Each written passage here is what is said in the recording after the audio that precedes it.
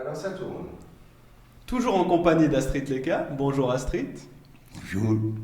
En se promenant au bord du lac à Genève, on peut apercevoir le buste de Georges Castriotis Skanderbeg, héros national des Albanais qui a combattu pour la libération de son pays au XVe siècle. Pourriez-vous nous en dire plus sur sa vie et ses exploits? Je vous remercie de m'avoir invité et surtout pour parler de Skanderbeg, qui est quelque chose pour laquelle je suis intéressé durant toute une partie de ma vie. Pour laquelle, dans ce sens, les héros des Albanais Skanderbeg, surtout, a une grande importance d'être connu par le monde entier et surtout pour que les Albanais eux-mêmes soient conscients de leur histoire et surtout la jeunesse albanaise, cette jeunesse une partie de cette jeunesse qui a créé des problèmes ces 20 dernières années et qui a créé aussi une mauvaise vision dans, tous les pays. Il faut le dire, il faut reconnaître ça. Et c'est pour ça qu'il faut se battre, il faut puiser dans l'histoire de notre peuple pour faire si que tous les Albanais soient des ambassadeurs moraux de leur pays dans tous les pays du monde. Et pour faire ça, il faut avoir une base historique que pas tout le monde l'a. Et c'est pour ça que j'ai consacré une partie de ma vie aux études historiques et pour faire que ces jeunes Albanais, quand ils sont devant le buste ou le monument de leur héros dans un pays étranger, ils doivent penser que l'honneur que ce pays leur a fait à leur peuple, à leur nation, soit respecté, soit reconnu.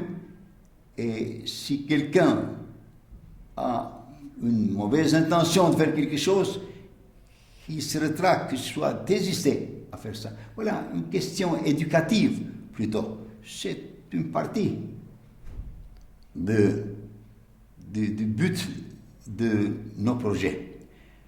À vrai dire, le projet pour ériger les bustes ou les monuments à Skanderbeg, partout où il y a une communauté albanaise dans le monde, a été... Oui, ce but a été pour nous, comme association solidaire, un devoir envers le pays où nous avons créé cette association qui est Genève et envers la nation albanaise, envers tous les Albanais du monde. Mais pour pouvoir connaître mieux ce héros, faire connaître mieux ce héros, il faut que je vous dise quelques mots sur sa vie, sur ce qu'il a fait.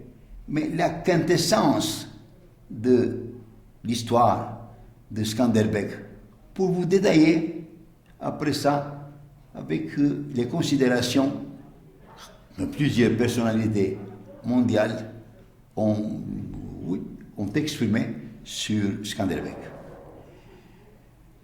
Georges Castriotis Skanderbeg, héros national des Albanais, 1405-1468, est le défenseur de la civilisation européenne, on dit chrétienne aussi, pourquoi pas, qui appartiennent à toute l'humanité. Au XIVe siècle et XVe siècle, les Ottomans qui avait fondé le plus puissant empire de l'époque et soumis aussi les Balkans, menacèrent sérieusement l'Europe occidentale. Durant cette période de lutte des peuples des Balkans pour défendre leur liberté, Georges Kastrioti, surnommé Skanderbeg, Skanderbeg en turc veut dire Alexandre, donc Alexandre le Grand, par les Ottomans il a été surnommé, fut l'un des plus glorieux chefs de la résistance des Européens. Il a fait de l'Albanie un État en 1444 qui unifia toutes les principautés albanaises et rapprocha l'Albanie de l'Europe occidentale. La fougue, le courage et le génie stratégique de Skanderbeg contribuèrent de manière décisive à empêcher les Ottomans de conquérir Rome, symbole de l'Europe chrétienne d'alors. La grandeur épique et morale de Skanderbeg fut reconnue par de nombreux et illustres personnalités dans les siècles suivants. Le pape Nicolas V lui décerna le titre de champion de la chrétienté. Élisabeth Ier, reine d'Angleterre et d'Irlande, priait pour lui. Voltaire écrivit que si les empereurs grecs de Byzance avaient été de la trempe de Skanderbeg, l'Empire d'Orient aurait pu être sauvé. Une plus grande chose, plus importante, personne ne l'aurait dit. Et Voltaire est Voltaire. Napoléon, dans les mémoires qu'il dicta à Sainte-Hélène, considéra Skanderbeg comme l'un des 4 plus grands généraux de tous les temps. On ne trouve guère de personnalités du XVe siècle pour lesquelles la bibliographie soit aussi riche que pour Skanderbeg. Presque 2000 ouvrages parlent de lui, dont plusieurs sont édités en Suisse, Bâle, Zurich, Genève. Skanderbeg n'appartient pas seulement aux Albanais, mais comme tous les grands hommes, il doit appartenir à l'humanité entière. Comme Pyrrhus, qui a été l'ancêtre des Albanais et que Skanderbeg respectait et limitait, et tant d'autres personnalités que les Albanais ont donné au fil des siècles au monde entier. Personne mieux que l'histoire ne peut attester la relative renommée des titres, grandes figures historiques qui furent jadis mises sur un piédestal avant de tomber en poussière en même temps que les grands empires du monde qu'ils avaient bâtis. Et cela pour s'être opposés aux tendances historiques objectives. Des centaines de guerriers et de conquérants ont rempli durant les siècles les pages de l'histoire. Des conquérants comme Murat II et Mehmed II, son fils, que les héros albanais et son peuple ont affrontés sur le champ de bataille, ont mis en mouvement des armées de centaines de milliers de combattants et causé d'innombrables souffrances en malheur. Mais ce ne sont pas eux qui sont enterrés au panthéon de grandes figures de l'histoire mondiale. Celle-ci a refusé de les couronner de gloire, car ils ne pensaient en fait qu'à conquérir des terres et des richesses, qu'à servir les autres peuples. Même les plus flatteurs des chroniqueurs de leur temps ont eu du mal à faire leur éloge. Mais l'histoire n'a pas hésité à couronner de gloire Skanderbeg et son peuple, mus dans leur action parce qu'il y avait de plus élevé et de plus noble au XVe siècle, comme toutes les époques, l'amour de la liberté et de l'indépendance pour leur pays. Ces valeurs sont restées vivantes, même au siècle qui suivirent la grande époque du peuple albanais et de son héros. C'est là l'origine de toute une littérature consacrée à ce sujet. Mais le danger ottoman n'est pas un phénomène propre au XVe siècle. L'épée des conquérants demeura même après suspendue sur le sud-est et le centre de l'Europe, menaçant les pays riverains de la Méditerranée et la péninsule des Balkans, autant que la péninsule Apennine et l'Europe orientale. L'index géographique et chronologique ci-joint montre on ne peut mieux que le nombre des ouvrages historiques et littéraires consacrés à Skanderbeg s'est accru étonnamment, précisément dans les périodes où s'est intensifiée la pression des conquérants ottomans sur l'Europe, et c'est-à-dire non seulement au XVe siècle, mais aussi au XVIIe et XVIIIe siècle.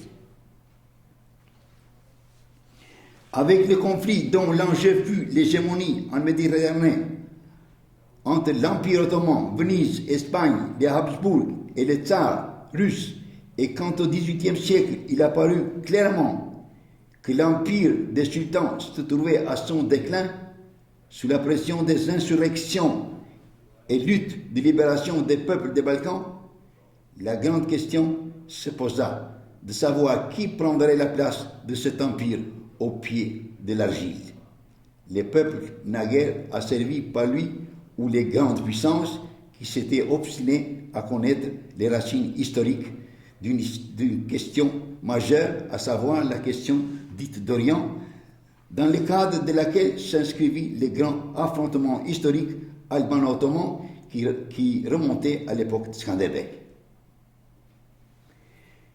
Il est évident que l'intérêt porté à ces événements historiques nous amené à négliger et encore moins à oublier, même aujourd'hui, l'intérêt multiple que présente la personnalité du dirigeant de la lutte du peuple albanais au XVe siècle. Qui était ce David qui brava dans tant de batailles légendaires les Goliaths ottomans et en sortit toujours victorieux? Le problème essentiel à ce propos ne se situait pas seulement sur le plan militaire, mais on peut même dire qu'il s'agissait avant tout des exploits d'un chevalier sans pareil dont la bravoure et le courage étaient devenus légendaires de son vivant. On racontait des miracles à son sujet partout dans le monde, à l'est comme à l'ouest, et cela même après sa mort. Ces objets personnels étaient considérés comme des reliques capables de rendre ceux qui les portaient invulnérables et immortels. Cette formidable personnalité, aux yeux de l'Europe chrétienne, incarnait parfaitement l'unité spirituelle qui caractérisait depuis longtemps son peuple dans sa lutte historique pour défendre son identité et son intégrité, phénomène si extraordinaire et extrêmement rare dans le monde de son temps. Il n'est donc pas étonnant de voir notamment dans les créations littéraires prédominer ce trait-là de Skanderbeg, ce prince albanais, élevé dès son enfance dans un milieu étranger et hostile, garde profondément dans son fort intérieur le souvenir et l'amour de sa patrie et de sa famille lointaine.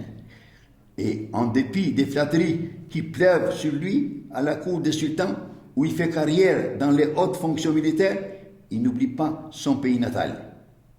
Il appartient aux psychologues de nous dire comment il a pu garder son attachement pour le monde dans lequel il avait grandi et y retourner après de longues années pour livrer de nombreuses batailles en tant que protagoniste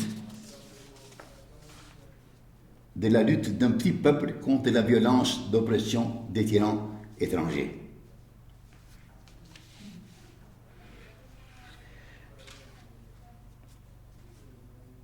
C'est pour cette raison que l'on peut affirmer sans hésitation que la tentative faite par certains auteurs, historiens ou gens de lettres pour considérer cette lutte comme un simple combat livré pour des motifs religieux n'est pas fondée.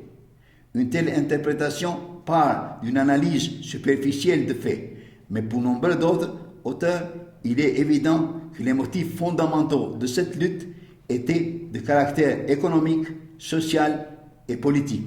L'historiographie moderne a démontré la justesse de ce point de vue qu'elle a fait sien actuellement. Il est hors de doute qu'un des motifs principaux qui a joué son rôle sur ce plan a été les motifs politiques.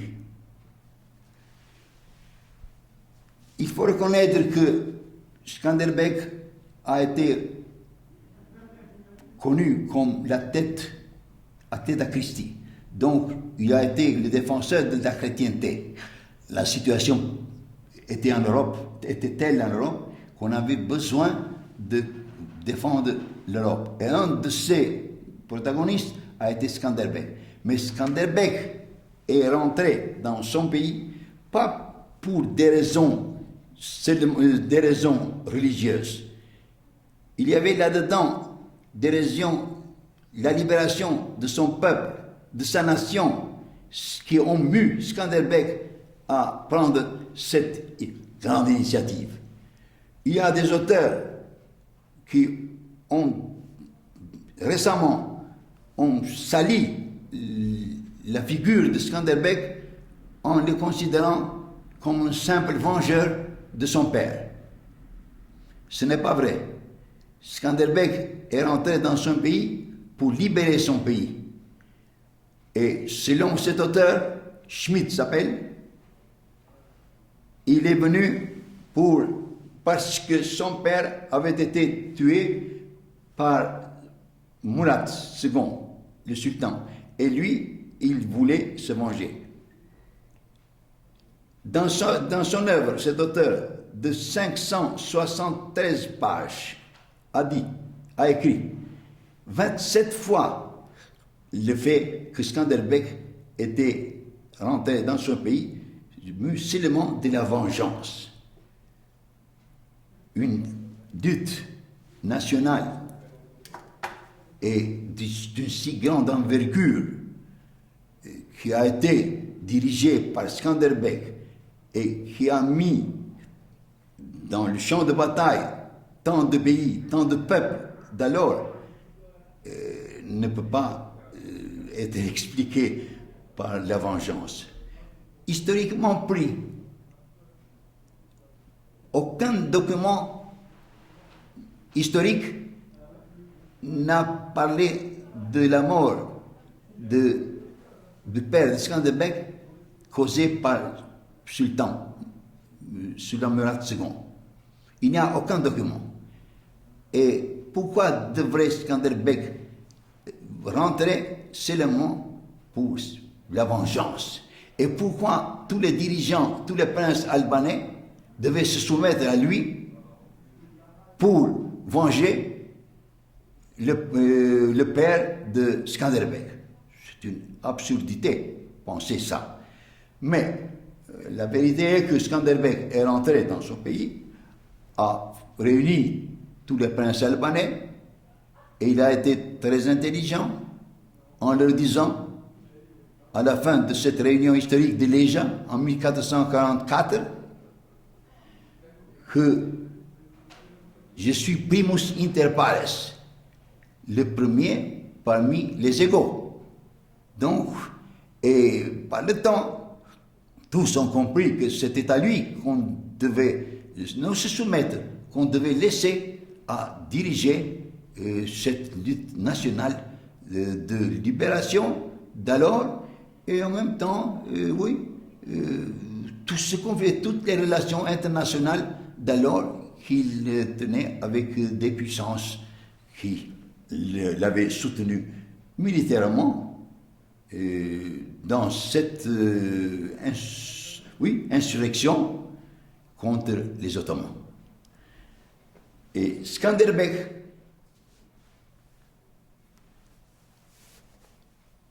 pendant tout ce siècle a été honoré. Même au XXe siècle, on peut voir que l'histoire et tant de personnalités scientifiques insistent sur la grande valeur de cette personnalité. Le fait que Skanderbeg a des monuments dans le monde entier et représentant d'un petit peuple et surtout représentant une personnalité du XVe siècle dont la plupart sont oubliés actuellement dans le monde, ça veut dire que vraiment il a été une personnalité d'une grande valeur et une personnalité extraordinaire. Et bien sûr, à Genève, que je considère capitale institutionnelle de tant d'organisations non gouvernementales et tant d'autres institutions internationales, selon moi, pouvait accueillir Skanderbeg. Et je me suis mis à traiter ce problème avec la mairie de Genève. Mais ce n'était pas facile pouvoir faire ériger un buste ici à Genève sans avoir de forts arguments scientifiques. La première fois, je me suis adressé à la mairie en leur demandant de réaliser ce projet de la part de notre association. Et on nous a refusé. La deuxième fois, quand le maire était un nouveau maire de la ville, lui aussi a fait la même chose. On nous disait que Genève ne peut pas accepter un héros qui a combattu, selon leur argument, contre les Turcs parce que nous avons des intérêts touristiques et économiques avec le monde de l'Orient. Moi, j'ai documenté que ce n'était pas question de Turcs ou de religion, il était question de lutte nationale de libération. Skanderbeg était un libérateur. Il a défendu son pays et l'Europe de l'occupation éventuelle, probable, potentielle de l'empire de Murat II et Mehmet II, l'empire le plus fort de l'époque. Et la troisième fois, je me suis adressé à M. Flavio Cotti. Je l'avais connu, j'avais eu, j'avais publié des publications sur les Albanais, sur l'histoire des Albanais, sur la Suisse aussi, et je les avais donnés au ministère, au département des Affaires étrangères, pour servir de référence ou pour élargir l'horizon des fonctionnaires ou des simples gens qui s'intéressaient à l'Albanie et aux Albanais, et à l'Albanie surtout, qui était ouverte, et aussi aux Albanais de l'ex-Yougoslavie, dont une bonne partie, dont 100 000 autrefois étaient déjà en Suisse et travaillaient dans ce pays. Donc, M. Coty m'avait remercié par écrit pour l'aide que j'ai offerte à eux. Donc, j'avais fait un pas d'une meilleure connaissance des peuples. Et ce pas que j'avais fait, je voulais l'avancer un peu parce que la connaissance entre les peuples peut se faire même par un échange d'un buste, l'érection d'un buste d'un héros d'un peuple, ici à Genève. Pourquoi pas? Et j'ai argumenté qui était Skanderbeg du point de vue scientifique et pourquoi je voulais que Skanderbeg soit érigé ici. À vrai dire, Skanderbeg a été reconnu par Genève au temps de l'escalade. Au temps de l'escalade, Genève était risquée par le duc de Savoie. Et Genève, alors, n'avait plus de 14 000 habitants. Tandis que le duc de Savoie avait, des liens avec les empires d'autrefois et pouvait occuper Genève. Alors, pour renforcer, selon moi, les sentiments patriotiques et le courage à son peuple, ici à Genève, il y a eu, oui, on a imprimé un livre sur Skanderbeg qui était de 1000 pages. Et selon moi, l'urgence était telle que ce livre, le livre de Lavardin, a été partagé ou donné à 2 imprimeries. Donc c'est l'urgence. Et ce livre a été donné au peuple.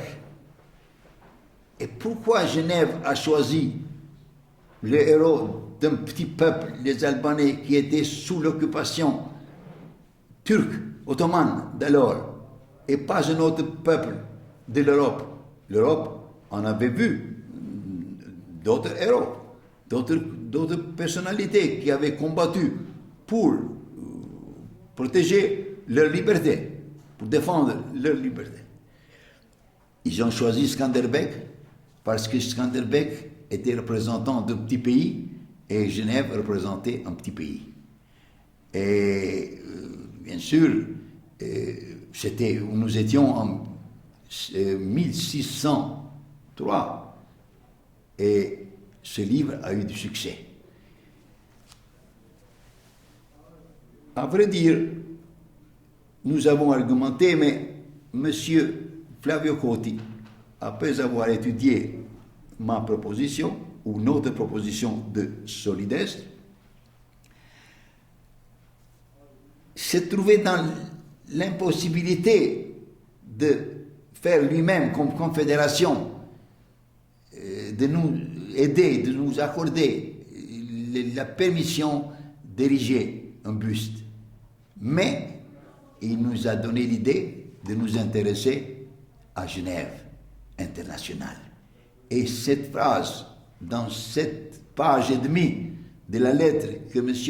Coti, alors chef du département des affaires étrangères, m'a adressée, était vraiment une base pour moi pour m'adresser au Conseil d'État.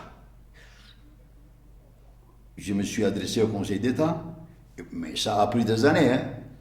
Et c'était juste en 1996, on dit ici, et le Conseil d'État a dû étudier cette proposition faite par Solidest, argumentée scientifiquement,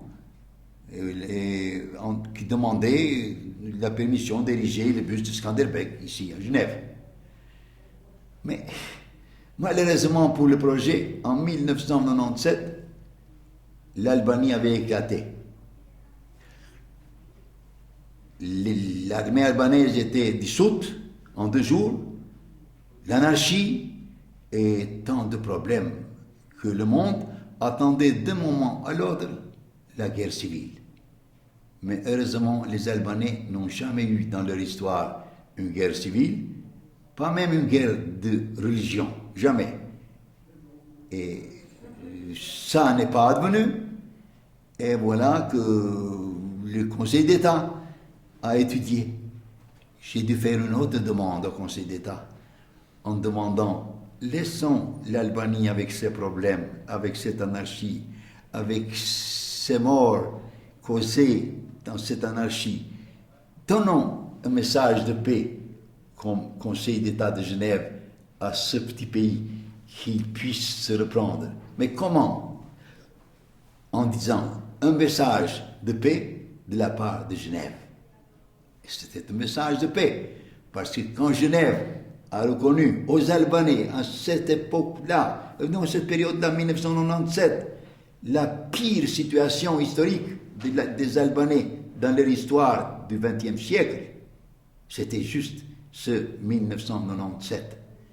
Et le Conseil d'État a accepté ma proposition et a pris la décision comme quoi on nous a permis d'ériger le buste de Skanderbeg à Genève. Astrid Leka, nous vous remercions pour ce témoignage instructif sur le général Skanderbeg, seigneur d'Albanie. Mais, ce n'est pas sans problème que nous avons pu faire ça. Problème que vous ne pouvez pas imaginer. Dites-nous. Oui, nous avons fait venir le buste de Skanderbeg à Genève. Nous l'avons commandé en Albanie. Il a été fondu là, dans le fonderie d'Albanie. le bus venu ici, tous les documents sont disparus. Et on a, oui, ils ont dit que le buste était volé. Imaginez-vous dire à l'opinion publique genevoise, surtout à l'État de Genève, qu'on offrait un buste volé pour être érigé dans cette ville qui est une perle du monde. C'était difficile. Voilà l'attaque que quelques personnes malveillantes, mais aussi derrière eux, il y a des forces obscures que je ne sais pas expliquer, ont fait ça. Alors, nous avons dû prendre le buste, l'exposer à l'Université populaire albanaise pour que tous sachent que le buste a ces documents. Donc, nous avons dû faire pour ça aussi un colloque international. La première étape était avoir la permission du Conseil d'État de Genève. C'était la déterminante. Puis, c'était à nous d'organiser comment ériger ce buste et donner importance à cet événement. Par exemple, nous avons organisé un colloque international. Nous avons, dans une salle des Nations Unies, nous avons fait venir des scientifiques de l'Albanie, du Kosovo et bien d'autres pays, et surtout du pays, ici. Et un colloque international, tant d'invités, des diplomates de Genève et tant d'Albanais ont assisté à ce colloque qui a eu plein succès. Mais les collègues avaient besoin, le lendemain, d'une messe. Et c'était la messe à la cathédrale, à Notre-Dame de Genève. Et dans à Notre-Dame, c'était intéressant. Pour la première fois, on nous a dit au moins, entre toutes les religions du monde, au moins du monde international de Genève. Les protestants étaient genevois, les catholiques, bien sûr, avaient leur Notre-Dame, mais il y avait des musulmans, des bouddhistes, et des orthodoxes, et tant d'autres religions qui ont pris part pour honorer Skanderbeg, la messe de Skanderbeg. Et puis, nous sommes allés à inaugurer sur place.